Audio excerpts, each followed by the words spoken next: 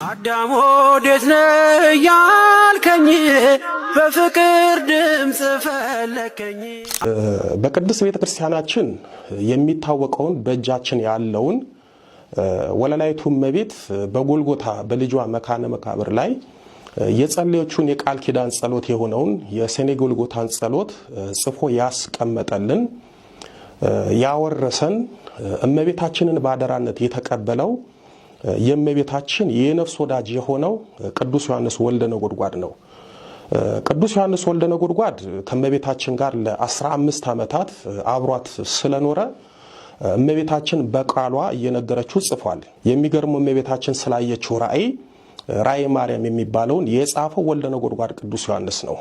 ራእይ ማርያም ላይ ድንግል ማርያም ለዮሐንስ እንዲህ አለችው፣ ረቂቅ ሚስጥር በልቦናዬ የማይታወቅ ጌታ ፈጣሪ ልጄ የገለጸልኝን ሚስጥር በጎልጎታ ስጸልይ ብላ ለቅዱስ ዮሐንስ እንደነገረችው ይገልጻል። እዚህ ላይ እመቤታችን በጎልጎታ ስጸልይ ብላ ለቅዱስ ዮሐንስ የነገረችው ራእይ ማርያምን ብቻ ሳይሆን የሰኔ ጎልጎታንም ጸሎት እንደሆነ በግልጽ ያስታውቃል። ምክንያቱም የሰኔ ጎልጎታን የጸለየችው በጎልጎታ ስለሆነ እንዲሁም በራእይ ማርያም ላይ በጎልጎታ ስጸልይ ብላስ ተናግራለችና ስለዚህ የሰኔ ጎልጎታን ጸሎት ቅዱስ ዮሐንስ ወልደ ነጎድጓድ ጽፎታል። ራእይ ማርያምንም ወልደ ነጎድጓድ ቅዱስ ዮሐንስ ነው የጻፈው ብያቸዋለሁ። ራእይ ማርያም እመቤታችን በጌታ መካነ መቃብር በጎልጎታ ስትጸልይ ያየችው ራእይ ነው። የሰኔ ጎልጎታ ደግሞ እመቤታችን እዛው የጌታ መካነ መቃብር በሆነው በጎልጎታ የጸለየችው ጸሎት ነው። ስለዚህ እመቤታችን ራእዩንም ያየችው የሰኔ ጎልጎታንም የጸለየችው እዛ ጎልጎታ ስለሆነ እመቤታችን ራእይ ማርያምን ለቅዱስ ዮሐንስ ጻፍ ብላ እሱ ከጻፈ ቃል ኪዳን የተቀበለችበትን እሷ ራሷ የነገረችውን የሰኔ ጎልጎታን ጸሎት አልጻፈም ማለት አይቻልም። ቅዱስ ዮሐንስ በስሙ የተሰየሙለት የዮሐንስ ወንጌልን ሶስቱን የዮሐንስን መልእክት ራእይ ዮሐንስን በእጁ ስለጻፈ የሰኔ ጎልጎታንም ጸሎት እሱ አልጻፈም ማለት አንችልም። ሌላው የሰኔ ጎልጎታን ጸሎት እጅግ በጣም ትሁቱ ታዛዡ የጌታችንና የእመቤታችን ፍቅር ያደረበት የወልደ ነጎድጓድ የቅዱስ ዮሐንስ ደቀ መዝሙር የሆነው ዲያቆንና ቅዱስ የሆነው አብሮኮሮስም እንደጻፉ ይነገራል። ታዲያ ቅዱስ አብሮኮሮስ ወለላይቱ እመቤት በመዓዛ መለኮት በጣፈጠው ጡም አንደበቷ የጸለየችውን የቃል ኪዳን ጸሎት የሆነውን ታላቁን የሰኔ ጎልጎታን ጸሎት እንዴት ጻፈው የሚለውን እንመልከት። እንደነገርኳችሁ ቅዱስ አብሮኮሮስ የወልደ ነጎድጓድ የቅዱስ ዮሐንስ ደቀ መዝሙር ነበረ። ወልደ ነጎድጓድ ቅዱስ ዮሐንስ ደግሞ ጌታችን ከሞተ በኋላ እመቤታችንን ባደራነት የተቀበላትና ከእመቤታችን ጋር ለ15 ዓመታት ኤፌሶን ባለው ቤቱ አብሯት የኖረ አባት ነው። እመቤታችን ካረፈች በኋላ ወልደ ነጎድጓድ ቅዱስ ዮሐንስ በእመቤታችን ዕረፍት አዝኖ ተክዞ ይኖር ነበር። ቅዱስ አብሮኮሮስ ደግሞ መንፈሳዊ አባቱ የሆነውን ወልደ ነጎድጓድ ቅዱስ ዮሐንስን ለማጽናናትና ሊጠይቀው ኤፌሶን ሄዶ ነበር። ቅዱስ አብሮኮሮስ ቅዱስ ዮሐንስ ጋር ኤፌሶን በነበረበት ጊዜ ቅዱስ ዮሐንስ የጻፈውን የሰኔ ጎልጎታን ለቅዱስ አብሮኮሮስ እየነገረው ጽፎታል። ቅዱስ አብሮኮሮስም ከቅዱስ ዮሐንስ የጻፈውን የሰኔ ጎልጎታን ጸሎት ይዞ ወደ ሀገረ ስብከቱ ሄዷል። ይህንን ይዘው ነው አንዳንዶች የሰኔ ጎልጎታን ጸሎት የጻፈው ቅዱስ አብሮኮሮስ ነው የሚሉት። ነገር ግን የቃል ኪዳን ጸሎት የሆነውን ታላቁን የሰኔ ጎልጎታን ጸሎት ከእመቤታችን ሰምቶ የጻፈው ወልደ ነጎድጓድ ቅዱስ ዮሐንስ ነው። ቆንጆ ቆንጆ ብላችሁ የገዛችሁት ልብስ ዝም ብሎ ተንጠልጥሏል። ለአንድ ቀን ለገበያ ነው የገዛችሁት። የገበያው መስህብ ደግሞ የእናንተን ገንዘብ ይቦጠቡጣል። በቀስታ ተግስ፣ ሰው እንዳይሰማ፣ ዘመኑ እንዳይሰማ፣ ጊዜው እንዳይሰማ፣ ቤተሰብ እንዳይሰማ ለብቻ መቃጠል። የሚቀበሉህ አይቀበሉህም፣ የሚወዱህ አይወዱህም፣ የሚያስቡህ አያስቡህም። የምታየው በሙሉ በቃ እርኩስ ይሆናል። አንተ ውድ ቆንጆ ያልከው ነገር አይደለም፣ ለካ አይደለም። ኢትዮጵያ ውስጥ ያለው ሕዝብ አብዛኛው ወደ አሜሪካ ቢመጣ ደስ ይለዋል። እንደ አሜሪካ ማለት ልክ ገነት ይመስለዋል። ከዛ በኋላ ወደዚህ ሲመጣ በዚህ በዘመኑ አነጋገር በቀላሉ ይቀውሳል። በቀላሉ አእምሮው ይጨናነቃል። በቀላሉ ያሰበው ስላልሆነና ስላልመጣ በሩቅ ያየውን የዓይናችሁን አምሮት አረክሰዋለሁ። ለምን እንደዚህ ሆን ስንል እግዚአብሔርን ተውነዋ። ኑሯችን ይቅደም፣ ልጆቻችን ይቅደሙ። ከጸሎት ይልቅ ለጊዜያዊ አኗኗር ቅድሚያ ሰጠን በልጆች ሕሊና ውስጥ የምናስቀምጠው ፍቅርና የአምልኮት ኃይል ደግሞ ጠፋ። መንበርከክን እንዳንለምድ እንዳይለምዱ አደረግን። አዎ የዓይናችሁን አምሮት አረክሰዋለሁ። የዚህ ጊዜ ምን ሁን አለን? በቀስታ ተግስ። ለማንም አትናገርማ። ብትናገር ማን ይሰማል? እኔ አሁን አይነ ጥላ አስቸገረኝ ብትሉ ለሌላ ሰው ኧረ እንደውም ለቤተ እግዚአብሔር ሰዎች ሁሉ ብትናገሩ እስቲ የሚታጠን የሚቀበር የሚጠጣ አለ ይልሃል። ሌላ ጉዳይ ነው። በቃ ጭራሽ ሌላ ጉዳይ ውስጥ ነው የምንገባው። የሆነ ትከሻይን የሚከብደኝ መንፈስ አለ ብትል ጉዳዩን ያላወቀ ሰው ትቀልዳለህ እንዴ? አሁን ክሬዚ ልትሆን ነው መሰለኝ ነው የሚለው። በቤቱ እየተመላለሱም የማያምኑ ሰዎች፣ የማይረዱ የማያስተውሉ ሰዎች፣ በመናገር ብቻ የሚኖሩ ሰዎች ይበዛሉ። መቅደሴን አረክሰዋለሁ። ከሰው ልጅ ሕይወት ጋር መፍትሄ የማይሰጡ ሰዎች ቤቱን፣ ስፍራውን፣ ቅድስናውን ስፍራ ይይዛሉ። መቅደሴን አረክሰዋለሁ። ችግራችሁን የማይሰሙ ሐሳባችሁን የማይረዱ የውስጥ ድካማችሁን በበጎ የማይለውጡ ኃጢአታችሁን መናዘዛችሁን ሁሉ ወሬ የሚያደርጉ ለወሬ የሚጠቀሙ ሲሆን መቅደሴንም ምን አረጋለሁ? አረክሰዋለሁ። ቤተሰቦቻችን አስቀድሰው ይገባሉ እንጂ የመቀደስን ምስጢር ብቻ ሳይሆን በሕይወት ውስጥ ያለውን ጉድለት በእግዚአብሔር መንፈስና ቃል የጎለበተ ነፍስ እንዲኖረን በአምልኮት የተገዙ ሰዎች የሉም፣ አይነግሩንም።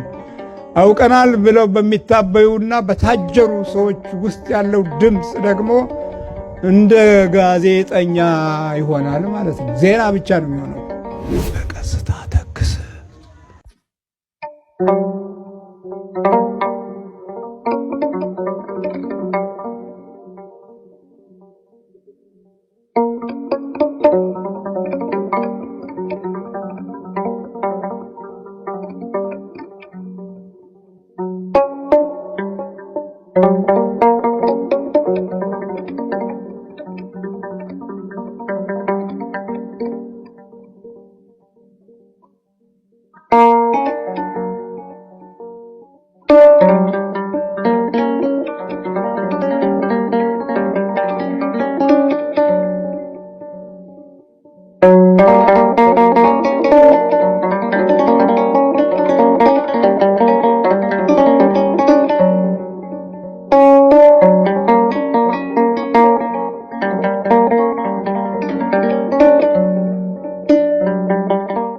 በስመ አብ ወወልድ ወመንፈስ ቅዱስ አሐዱ አምላክ አሜን። ዛሬ ደግሞ የምንማረው አርምም ግዕረ የሚል ይሆናል። በዝምታ ተክዝ ይላል። እስቲ በሉት። በዝምታ ተክዝ። የሚገርም ነው። በቀስታ ተክስ። በቀስታ ተክስ። ሰው እንዳይሰማ፣ ዘመኑ እንዳይሰማ፣ ጊዜው እንዳይሰማ፣ ቤተሰብ እንዳይሰማ ለብቻ መቃጠል። ይህንን ቃል የሚነግረን ሕዝቅኤል ነው። ሕዝቅኤል ማለት እግዚአብሔር ጉልበቴ ነው የሚል ስም የተሰጠው ነው። አምላክ ጉልበቴ ነው፣ አምላክ ብርታቴ ነው፣ አምላክ ኃይሌ ነው። ሐዛቅ ማለት በዕብራይስጥ ብርታት፣ ጉልበት፣ ጥንካሬ ሲሆን ኤል ሲጨመርበት እግዚአብሔር ብርታቴ ነው፣ እግዚአብሔር ጉልበቴ ነው ማለት ነው። ይሄ ታላቅ ነቢይ ነው። ከነቢያቶች ትልቁ የሚባለው አንዱ ኢሳይያስ እና ሕዝቅኤል፣ ኤርምያስ ትልልቅ የነቢያት አባቶች የሚባሉ ናቸው። በመንፈሳዊ ኃይልና ጥበብ በደንብ የተዋጀ እግዚአብሔር ክብሩን የገለጠበት ሕዝቅኤል አንድ ወቅት ላይ ኑሮውም ጊዜውም ዘመኑም እንደ ዘመኑ እንደ ወቅቱ ሆነና እግዚአብሔር ሲጠራው የሰው ልጅ ሆይ እንዲህ በል አለና የዓይንህን አምሮክት በቁጣ ወይም በመቅሰፍት እወስድብሃለሁ አለው። ከሱ ጀመረ። የሚገርም ነው። ግን በዚህ ጊዜ አለ በቀስታ ተክዝ። በምን ተክዛለ? ዋይ አትበል። ጊዜው ዋይ የሚያሰኝ አይደለም። ዘመኑ ዋይ የሚያሰኝ አይደለም። ወቅቱ ዋይ የሚያሰኝ አይደለም። ዋይ ብትል ይቀልዱብሃል፣ ያሾፉብሃል። ግን በቀስታ ተክዝ፣ በቀስታ ተክዝ፣ ለሟቾችም አታልቅስ። ሕዝቅኤል 24 ቁጥር 17 ላይ እንገኛለን። በቀስታ ተክዝ። በጣም ይገርማል። በደንብ ስናስበው ብዙዎቻችን ይሄ ችግር አለብን። እግዚአብሔር ሕዝቡንም ዝም ሲል ትካዜዎቹ ሁሉ ሌላው የሚካፈሉ አይደለም። ስለዚህ ምን እንሆናለን ማለት ነው? በቀስታ መተከስ።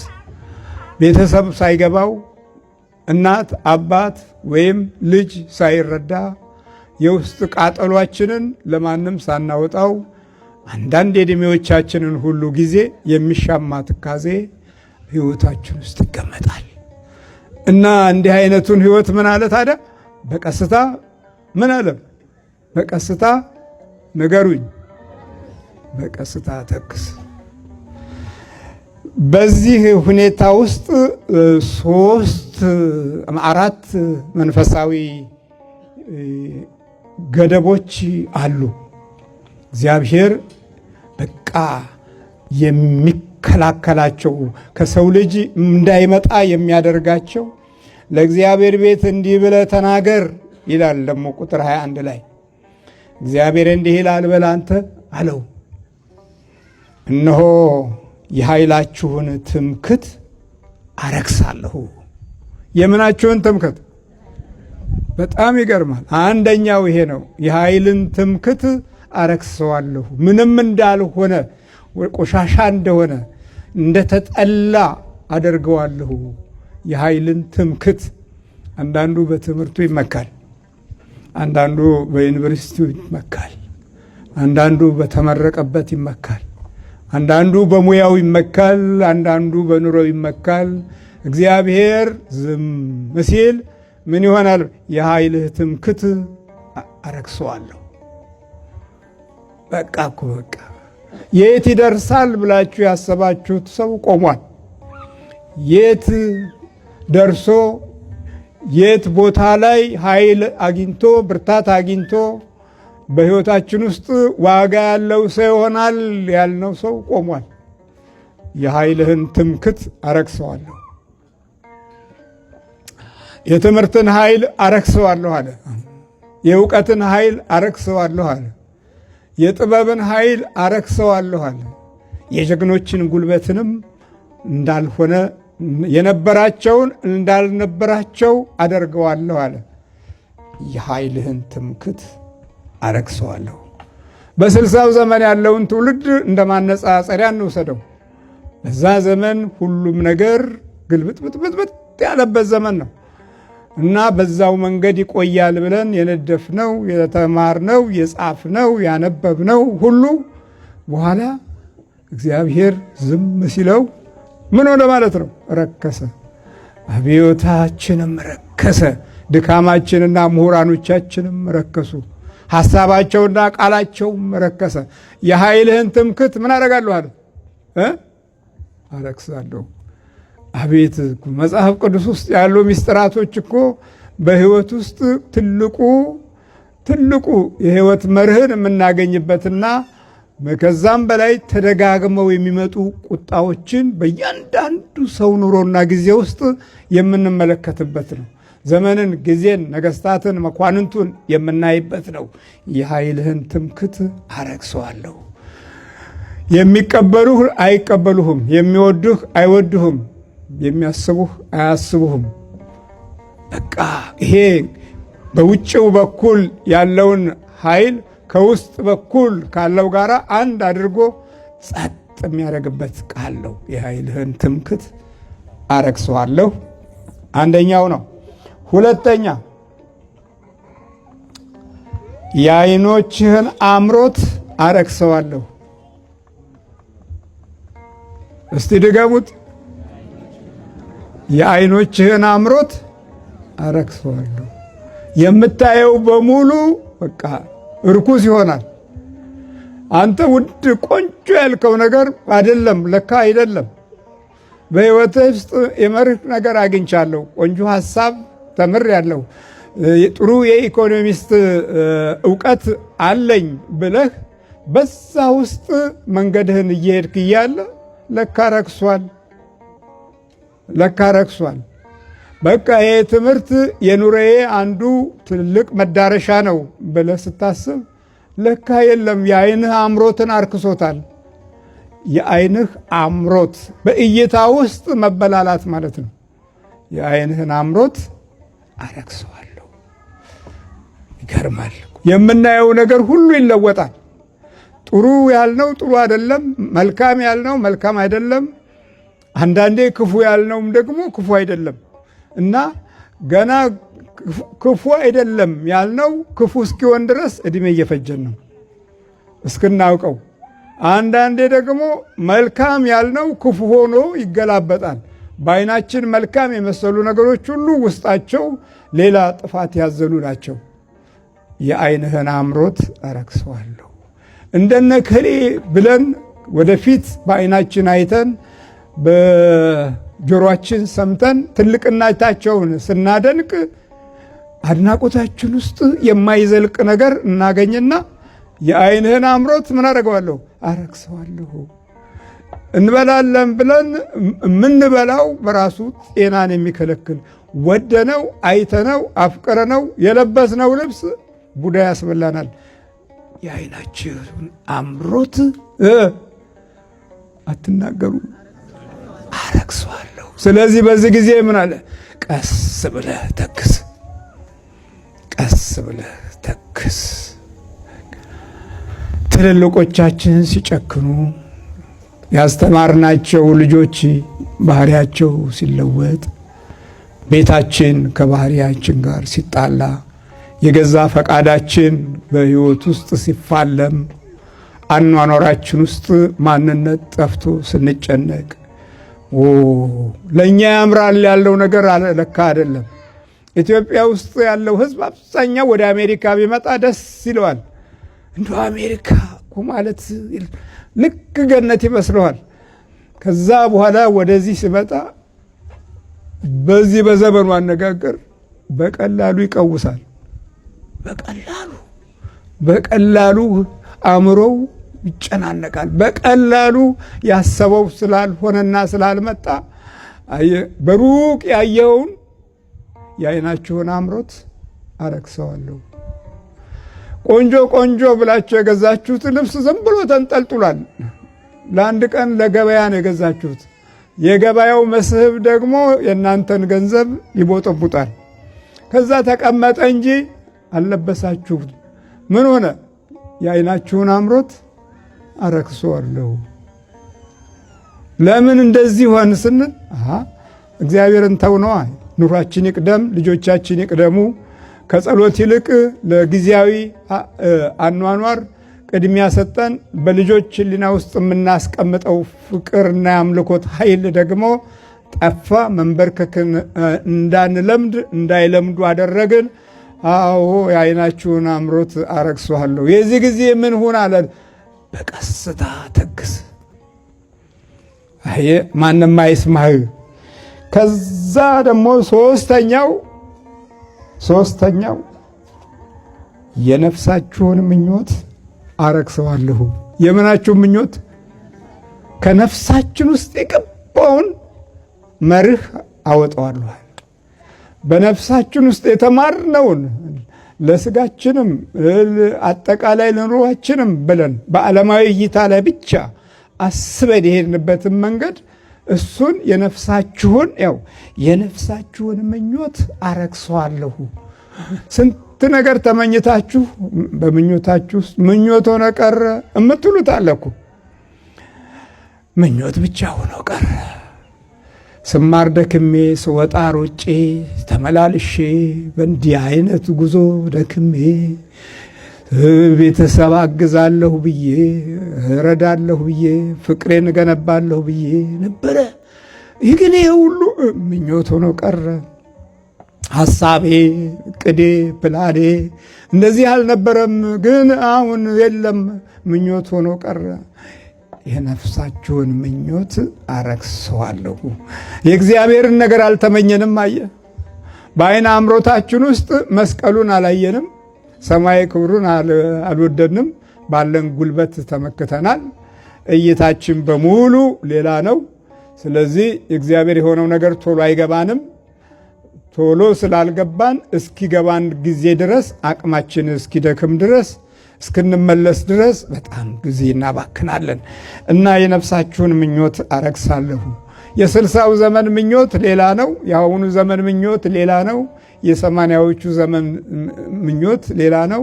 ያኔ የተወለደው ሌላ ነው። አሁን የተወለደው ሌላ ነው። የነፍሳችሁን ምኞት አረክሰዋለሁ። ሁሉ ሌላ ሆነብን። የኛ የሆነው ሌላ ሆነ። አንዳንዴ ውስጥም በኩል ሌላ እንሆናለን። ከአካላችንም እንጣላለን፣ ከአእምሮአችንም ጋር እንጣላለን። አንዳንዴ ጠቡ ከውስጥ ይጀምራል። አየ የነፍሳችሁ ምኞት አረክሰዋለሁ። በዚህ ጊዜ ያለ በቀስታ ተክስ።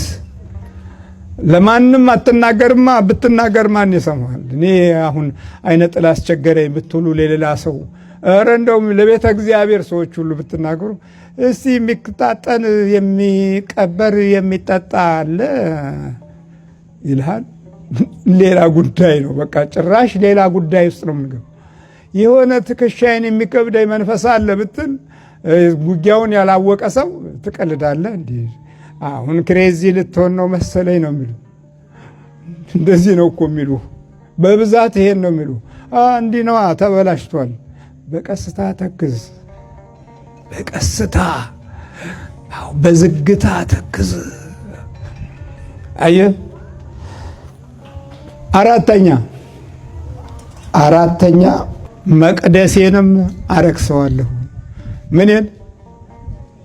ስንተኛ ነው ይሄ? አራተኛው መቅደሴንም አረክሰዋለሁ። በቃ አለ እግዚአብሔር ሰዎችን የሚያይበት የሚሰማበት፣ ካህናቶችን የሚያደምጥበት፣ ዲያቆናቶችን የሚባርክበት፣ ከዛም በላይ ደግሞ እነሱ ተባርከው የሚባርኩበትን ቤተ መቅደስንም አረክሰዋለሁ። በቃ አለ በቃ ይረክሳል አለ። እንዲሁ ውዳቂ ይሆናል፣ ይናቃል፣ ይቃለላል አለ። በቤቱ እየተመላለሱም የማያምኑ ሰዎች፣ የማይረዱ የማያስተውሉ ሰዎች፣ በመናገር ብቻ የሚኖሩ ሰዎች ይበዛሉ። መቅደሴን አረክሰዋለሁ። ከሰው ልጅ ሕይወት ጋር መፍትሄ የማይሰጡ ሰዎች ቤቱን፣ ስፍራውን፣ ቅድስናውን ስፍራ ይይዛሉ። መቅደሴን አረክሰዋለሁ። ችግራችሁን የማይሰሙ፣ ሐሳባችሁን የማይረዱ፣ የውስጥ ድካማችሁን በበጎ የማይለውጡ፣ ኃጢአታችሁን መናዘዛችሁን ሁሉ ወሬ የሚያደርጉ፣ ለወሬ የሚጠቀሙ ሲሆን መቅደሴንም ምን አረጋለሁ አለ አረክሰዋለሁ። በዚህ ጊዜ ታዲያ በብላል በቀስታ ተክስ፣ በቀስታ ተክስ። ሰው አይስማ፣ እናት አትስማ፣ ባል አይስማ፣ ወንድም አይስማ፣ ልጅ አይስማ። ብቻ አንተ ተኝተህ ተቃጠል። በቀስታ ተክስ። ከሰሟ ምንም አያረጉልህም። ቢሰሙም ያሾፉብሃል። እንዲህ አይነት ነበረ ያ ሕዝብና ዛሬ እኛ አንድ ነን። በቀስታ ተክስ። ትልልቆቹ በደንብ ሲያጠፉ በቀስታ ተክስ። ብርቶቹ በደንብ ሲያዋርዱ በቀስታ ተክስ። አማራጭ የለም፣ ሰሚ የለህም፣ አድማጭ የለህም፣ አክባሪ የለህም፣ ወዳጅ የለህም። እግዚአብሔር ብቻ ነው። ጌታ ሆይ እነዚህን የመቅሰፍቶቹን ዘመን አንተ ካላራክልን ትካዜቻችን ሁሉ የውስጥ መብገድ ነውና ይቅር በለን ማለት ይኖርብናል።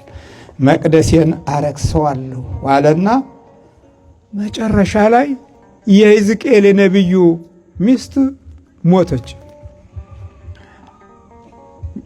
ስሙ ምን ነበረ? ሕዝቅኤል እግዚአብሔር ኃይሌ ነው፣ እግዚአብሔር ጉልበቴ ነው አይደል ያለው? በነቢዩ ላይ ደረሰ። እግዚአብሔር ጉልበቴ ነው ብሎ ነበረ። የኃይልህን ትምክት አረክሰዋለሁ። አያችሁ፣ ነቢዩ ራሱ ከነቢዩ ጀመረ የሕዝቡ ውድቀት። ዛሬም ውድቀታችን ከእግዚአብሔር ቤት ነው የጀመረው። በእግዚአብሔር ቤት ስለጀመረ ትውልድ ጠፋ።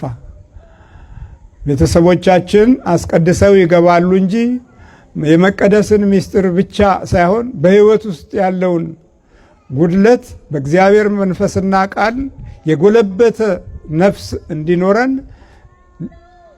በአምልኮት የተገዙ ሰዎች የሉም፣ አይነግሩንም። አውቀናል ብለው በሚታበዩና በታጀቡ አዳም ወዴት ነህ ያልከኝ በፍቅር ድምፅ ፈለከኝ። አልብሰኝ ነጩን ልብስ እወድሃለሁ ኢየሱስ፣ አከብረሃለሁ ክርስቶስ።